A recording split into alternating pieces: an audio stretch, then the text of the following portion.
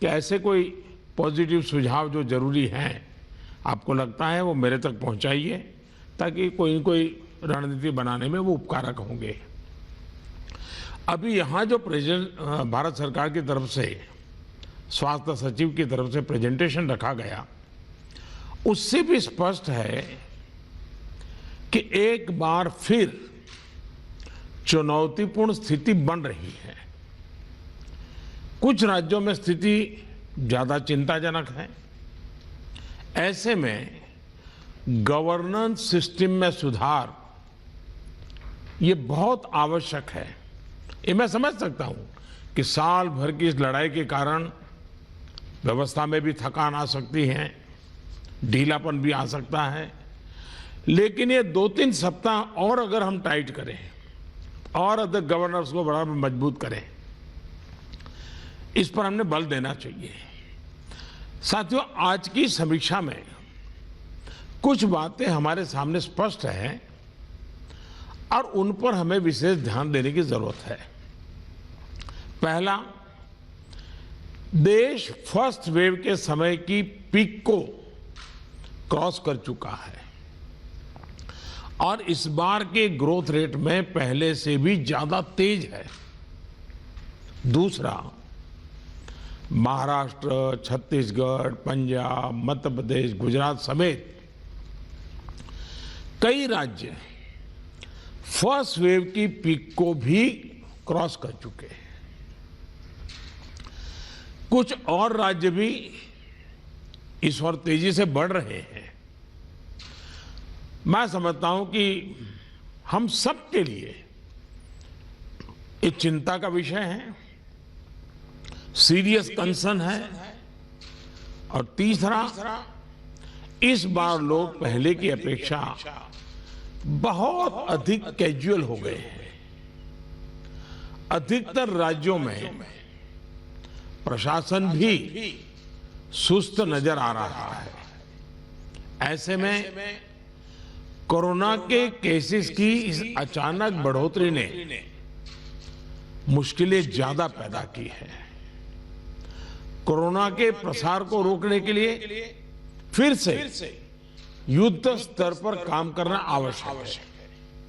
साथियों, इन तमाम चुनौतियों के बावजूद हमारे पास पहले की अपेक्षा बेहतर अनुभव है, पहले की अपेक्षा अच्छे संसाधन है और अब एक वैक्सीन भी हमारे पास है। जन भागीदारी के साथ साथ हमारे परिश्रमी डॉक्टर्स और health workers, health care staff ने स्थिति को संभालने में बहुत मदद की है और आज भी कर रहे हैं। आप सभी में अपने पहले के अनुभवों का प्रभावी ढंग से उपयोग अपेक्षित है। अब आप कल्पना कीजिए कि गत वर्ष इन दिनों में हमारे हाल क्या थे। हमारे पास टेस्टिंग लैब नहीं थे, इवन मास्क कहां से मिलेगा ये भी एक चिंता का विषय था, पीपी किट नहीं था। और उस समय हमारे लिए बचने का एकमात्र साधन बचा था लॉकडाउन, ताकि हम व्यवस्थाओं को एकदम से जितना तेजी से बढ़ा सके और वो हमारी स्ट्रेटेजी काम आई। हम व्यवस्थाओं को बना सके, संसाधन खड़े कर पाए, हमारी अपनी कैपेबिलिटी बढ़ाई, दुनिया से जहां से प्राप्त कर सकते कर पाए और लॉकडाउन के समय का हमने उपयोग किया। लेकिन आज जो स्थिति है, आज जब हमारे पास सब संसाधन है, तो हमारा बल, और ये हमारे गवर्नेंस की कसौटी है, हमारा बल माइक्रो कंटेनमेंट जोन पर होना चाहिए। छोटे छोटे कंटेनमेंट जोन पे सबसे ज्यादा होना चाहिए। जहां पर रात्रि कर्फ्यू का प्रयोग हो रहा है, वहां मेरा आग्रह है कि उसके लिए शब्द प्रयोग हमेशा करें, कोरोना कर्फ्यू, ताकि कोरोना के प्रति एक सजगता बनी रहे। कुछ लोग ये इंटेलेक्चुअल डिबेट करते हैं कि क्या कोरोना रात को ही आता है। हकीकत में दुनिया ने भी ये रात्रि कर्फ्यू के प्रयोग को स्वीकार किया है, क्योंकि हर व्यक्ति को कर्फ्यू समय होता है तो याद आता है कि हाँ, मैं कोरोना काल में जी रहा हूं और बाकी जीवन व्यवस्थाओं को कम से कम प्रभाव होता है। हाँ, अच्छा होगा कि हम कोरोना कर्फ्यू रात को 9 बजे शुरू करें या रात को 10 बजे शुरू करें और सुबह 5-6 बजे तक चलाएं, ताकि बाकी व्यवस्थाओं को प्रभाव ज़्यादा न हो। और इसलिए उसको कोरोना कर्फ्यू के नाम से ही प्रचलित करें। और कोरोना कर्फ्यू एक प्रकार से लोगों को एजुकेट करने के लिए काम आ रहा है, अवेयरनेस के लिए काम आ रहा है, तो हमने इसके तरफ ध्यान देने के। लेकिन मैंने पहले कहा, अब हमारे पास व्यवस्था इतनी हो चुकी है, माइक्रो कंटेनमेंट जोन, उसी पर बल दीजिए, आपको अच्छे परिणाम मिलेंगे। हाँ, उसमें जरा सरकार को थोड़ी मेहनत ज़्यादा पड़ती है, गवर्नेंस को टाइट रखना पड़ता है, हर चीज़ को माइन्यूटली ऑब्जर्व करना पड़ता है, लेकिन ये मेहनत रंग लाएगी, ये मुझ पर विश्वास कीजिए। दूसरी बात है, हमने पिछली बार कोविड का आंकड़ा 10 लाख एक्टिव केसेस से 1.25 लाख तक नीचे लाकर दिखा दिया था।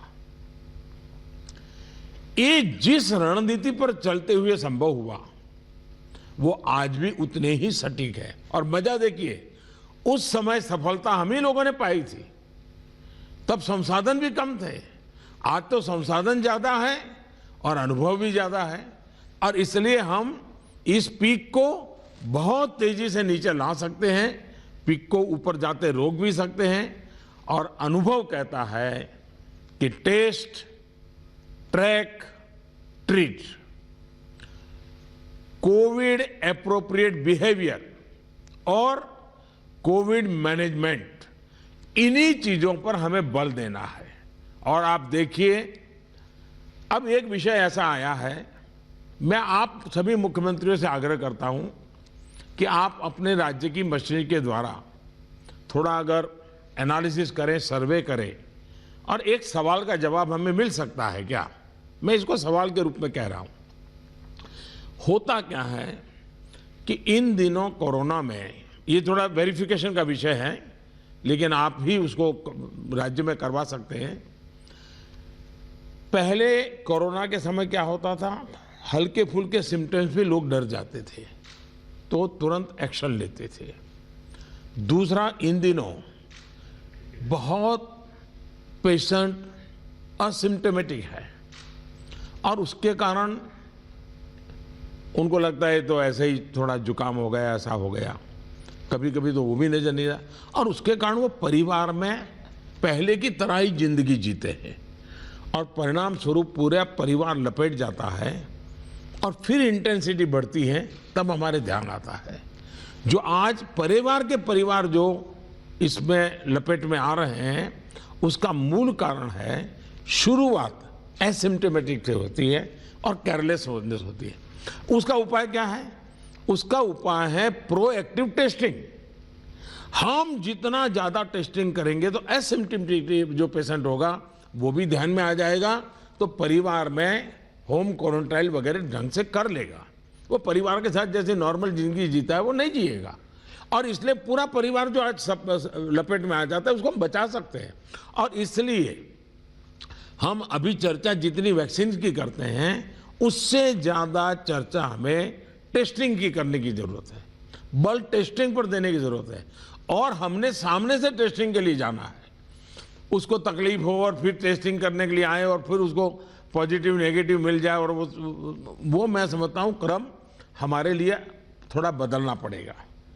हमारे पास वायरस को कंटेन करने के लिए एक अहम तरीका है कि हम ह्यूमन होस्ट को कंटेन करें। मैंने पहले भी कहा था, ये कोरोना एक ऐसी चीज है कि जब तक आप उसको लेकर के नहीं आओगे घर में नहीं आता है, और इसलिए ह्यूमन सोर्स जो है हर एक को हमने जागरूक करना पड़ेगा, उसने नियमों का पालन करना होगा, ये बहुत आवश्यक है। और निश्चित तौर पर इसमें टेस्टिंग और ट्रैकिंग की बहुत बड़ी भूमिका है।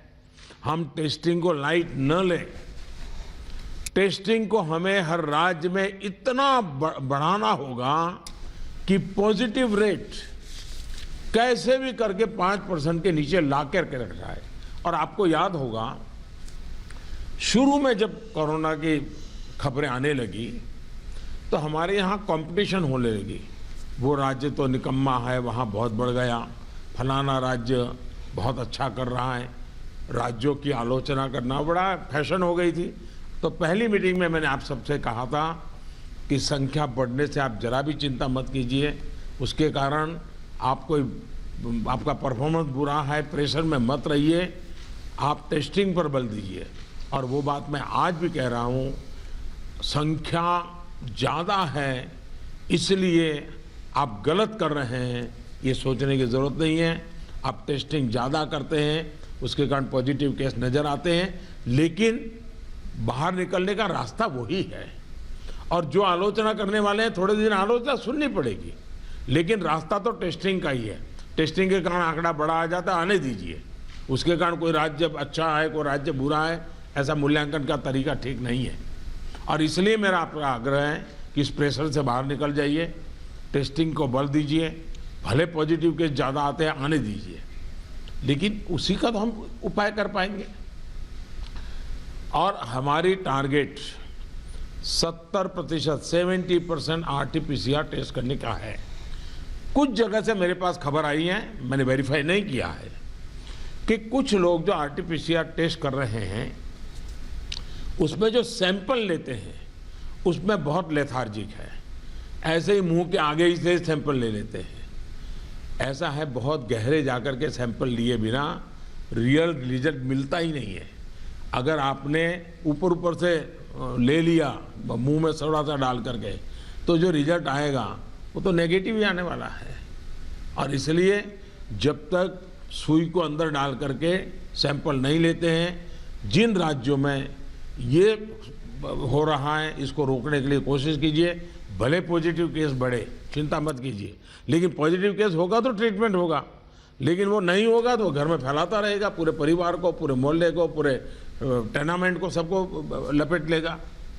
हमने पिछली मीटिंग में भी इस पर चर्चा की थी कि RT-PCR टेस्ट बढ़ाने की ज़रूरत है। और फिर मैं कहता हूँ कि प्रॉपर सैंपलिंग और प्रॉपर होना चाहिए।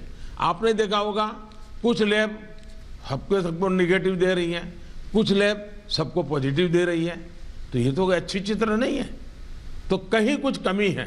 और ये गवर्नेंस के माध्यम से हमने चेक करना होगा।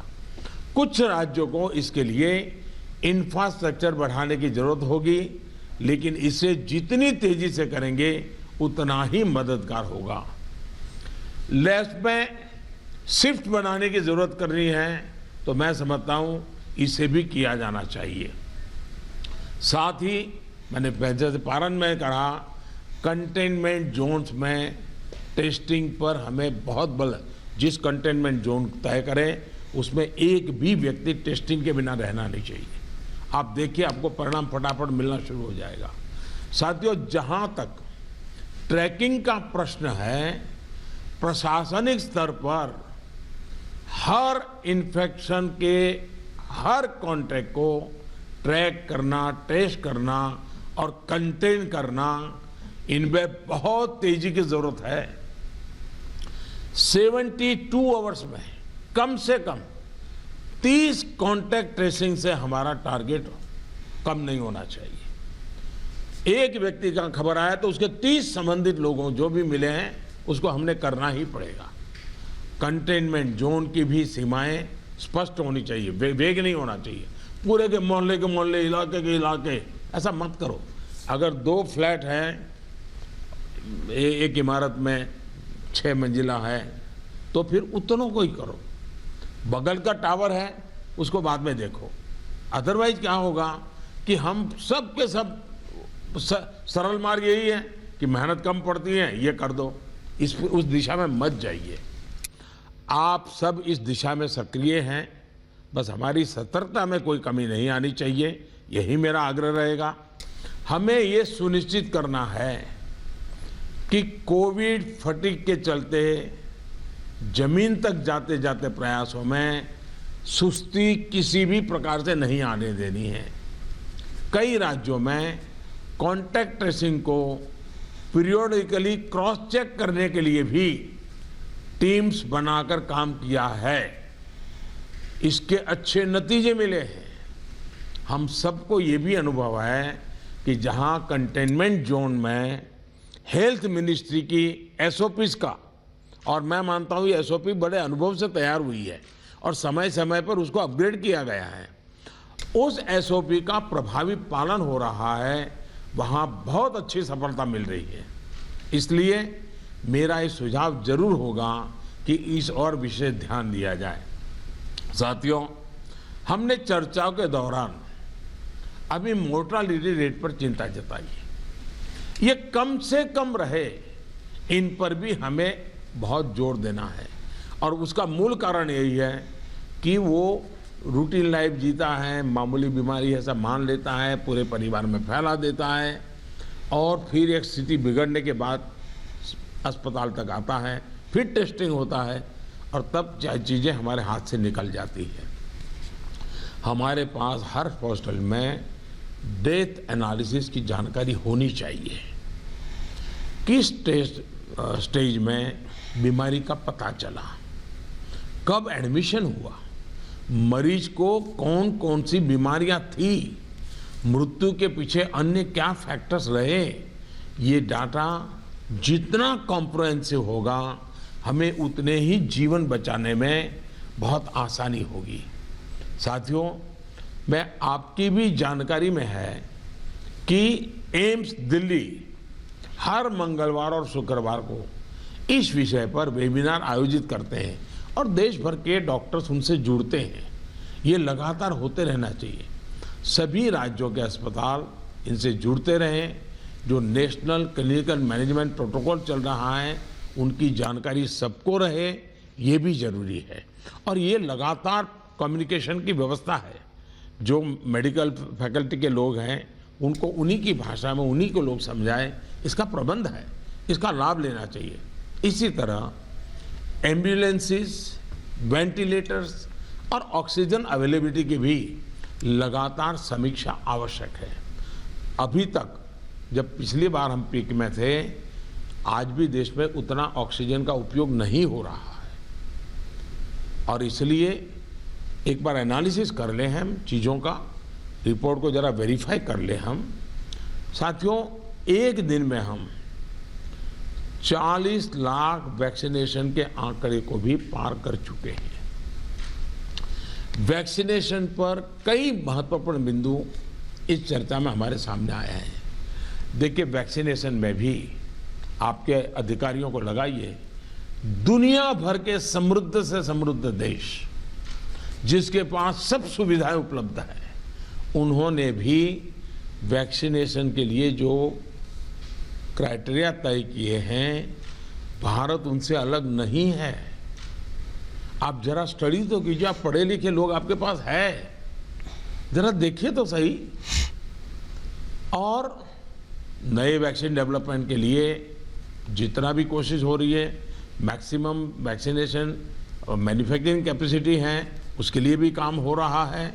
और वैक्सीन के डेवलपमेंट से लेकर स्टॉक और वेस्टेज जैसे जरूरी बिंदुओं पर भी चर्चा हुई है। ये बात सही है। आपको मालूम है कि भी इतनी वैक्सीन बन पाती है। अभी ऐसा तो नहीं है कि इतने बड़े बड़े फैक्ट्रियाँ कोई रातों रात लग जाती हैं। जो हमारे पास अवेलेबल है उसके हमें प्रायोरिटाइज करना पड़ेगा। किसी एक राज्य में सारा माल रख करके हमें परिणाम मिल जाएगा, ये सोच ठीक नहीं है। हमें पूरे देश को ख्याल करके ही उसको मैनेजमेंट करना पड़ेगा। कोविड मैनेजमेंट का एक बहुत बड़ा पार्ट वैक्सीन वेस्टेज ये रोकना भी है। साथियों, वैक्सीन को लेकर राज्य सरकारों की सलाह, सुझाव और सहमति ने से ही देशव्यापी रणनीति बनी है। मेरा आप सभी से आग्रह होगा कि हाई फोकस्ड डिस्ट्रिक्शन जो हैं उनमें 45 साल के ऊपर 100% वैक्सीन के लिए लगातार प्रयास कीजिए। एक बार एक तो अचीव करके देखिए। मैं एक सुझाव देता हूं, क्योंकि ये कभी कभी वातावरण बदलने के लिए चीजें बहुत काम आती हैं।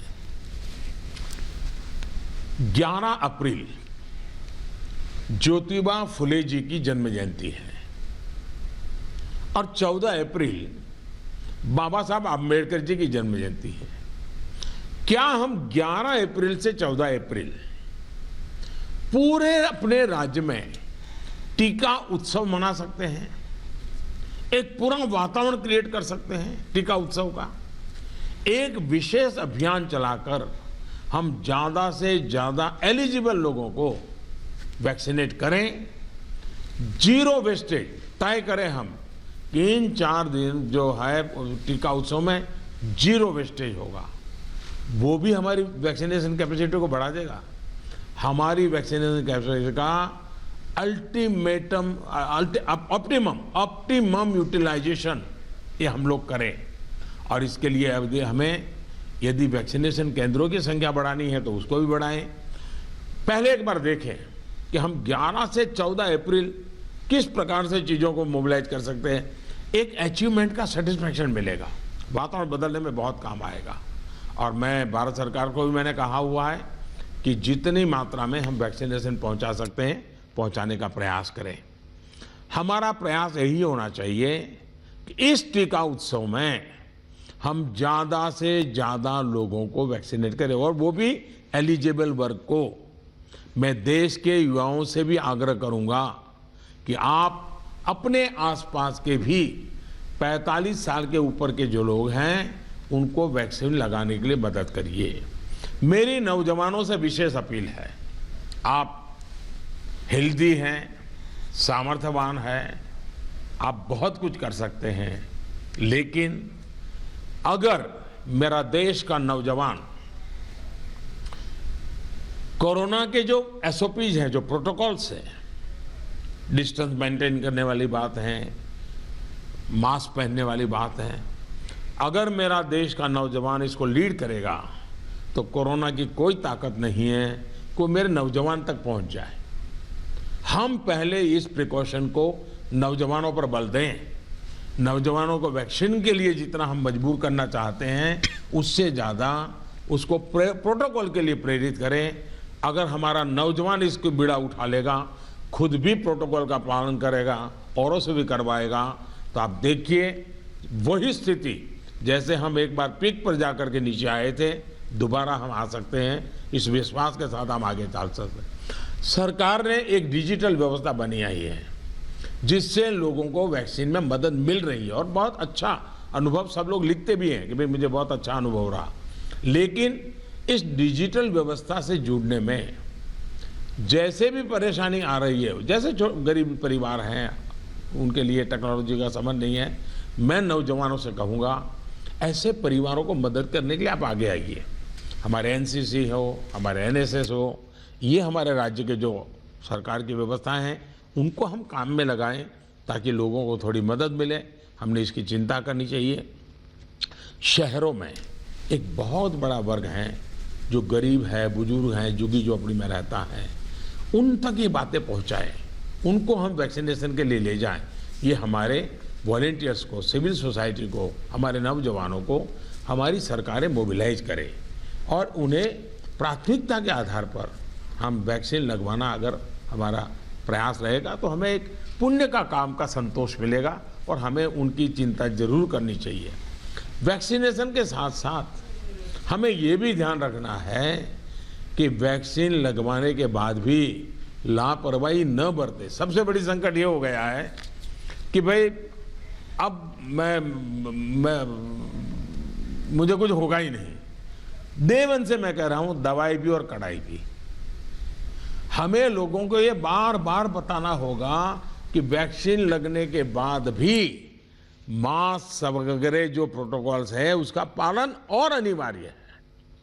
इंडिविजुअल लेवल पर लोगों में मास्क और सावधानी को लेकर जो लापरवाही आई है उसके लिए फिर से जागरूकता जरूरी है।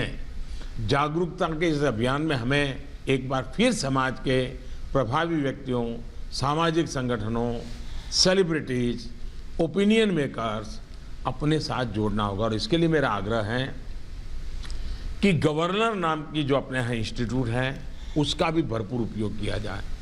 क्या गवर्नर साहब के नेतृत्व में, मुख्यमंत्री जी के मार्गदर्शन में ऑल पार्टी मीटिंग राज्य तो सबसे पहले कर लें, राज्य ऑल पार्टी मीटिंग करें और ऑल पार्टी मीटिंग करके एक एक्शनेबल पॉइंट तय करें। फिर मेरा आग्रह है कि गवर्नर साहब और मुख्यमंत्री मिलकर के जितने भी इलेक्टेड लोग हैं उनका वर्चुअल वेबिनार करें। पहले अर्बन बॉडीज का करें, फिर रूरल बॉडीज का करें, जितने लोग चुन करके आए हैं उनसे करें और उनके सामने सभी आपके असेंबली में जो जीत करके लोग आए हैं उसके जो फ्लोर लीडर हैं सब संबोधित करें, तो एक पॉजिटिव मैसेज अपने आप शुरू हो जाएगा कि भाई इसमें राजनीति नहीं करनी है, सबने मिल करके करना है। तो मैं समझता हूँ एक तो ये प्रयास करना चाहिए। दूसरा, गवर्नर साहब के नेतृत्व में, क्योंकि मुख्यमंत्री के पास बहुत काम रहते हैं, लेकिन गवर्नर साहब के नेतृत्व में एक आध समिट बड़ा वेबिनार भी किया जाए और जो शहर हो वहाँ पर लोकल हो तो सभी धार्मिक नेताओं को बुला करके एक समिट हो जाए और बाकी लोगों को वर्चुअल जोड़ा जाए। जो सिविल सोसाइटी के लोग हैं एक आध समिट उनका कर लिया जाए। जो सेलिब्रिटीज हैं, लेखक हैं, कलाकार हैं, खिलाड़ी हैं, उनको एक बार कर लिया जाए। मैं समझता हूं कि ये गवर्नर के माध्यम से इस प्रकार के लगातार भिन्न भिन्न समाजों के लोगों को जोड़ने का एक मूवमेंट चलाया जाए और यही बात कि भाई आप इन प्रोटोकॉल का फॉलो कीजिए, टेस्टिंग पर बल दीजिए। हमारा क्या हुआ है, हम एकदम टेस्टिंग भूल करके वैक्सीन पर चले गए। वैक्सीन जैसे जैसे प्रोडक्ट होगी, जैसे जैसे पहुंचेगी। हमने लड़ाई जीती थी बिना वैक्सीन को। वैक्सीन आएगी कि नहीं आएगी वो भी भरोसा नहीं था, तब हम लड़ाई जीते हैं। तो आज हमें इस प्रकार से भयभीत होने की कोई ज़रूरत नहीं है, लोगों को भयभीत होने नहीं देना है।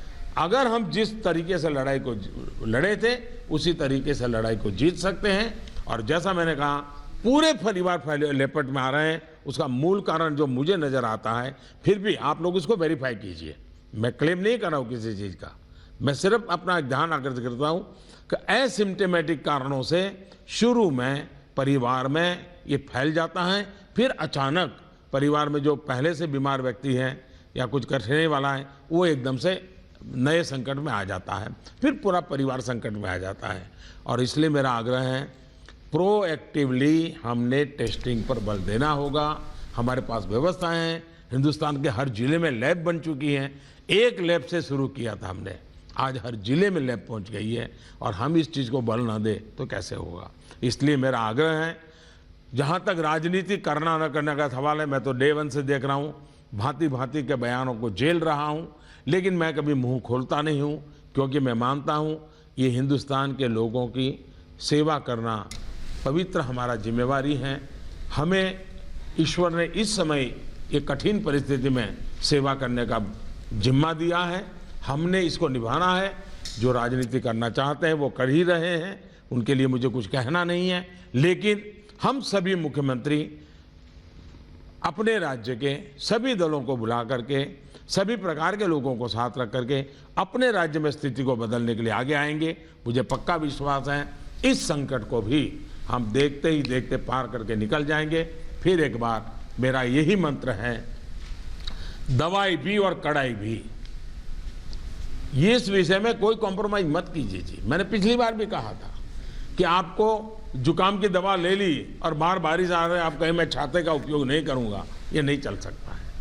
आपको अगर जुकाम हुआ है, दवाई ली है, ठीक हुए, तो भी अगर बारिश आ रही है तो आपको छाता रखना ही पड़ेगा, रेनकोट पहनना ही पड़ेगा। वैसा ही ये कोरोना एक ऐसी बीमारी है, जैसे हर प्रोटोकॉल में फॉलो करते हैं, इसको भी करना पड़ेगा। और मैं ये कहूँगा कि जैसे हमने पिछली बार कोरोना को नियंत्रित किया था, वैसे ही हम इस बार भी कर लेंगे। मेरा पक्का विश्वास है और मेरा आप पर भरोसा है। आप अगर इनिशिएटिव लेंगे, चिंता करेंगे और फोकस टेस्टिंग पे कीजिए। वैक्सीनेशन की व्यवस्था एक लंबे कालखंड के लिए है, जो निरंतर चलानी होगी, वो चलाते रहेंगे। आज बल हम इस पर दें और जो एक टीका उत्सव एक ब्रेक थ्रू करने के लिए तय किया है, उस टीका उत्सव पर हम एक नई सफलता प्राप्त करें। एक नया विश्वास पैदा करने के लिए एक छोटा सा अवसर काम आ सकता है। मैं फिर एक बार आपके सुझावों की प्रतीक्षा करूंगा। बहुत बहुत धन्यवाद।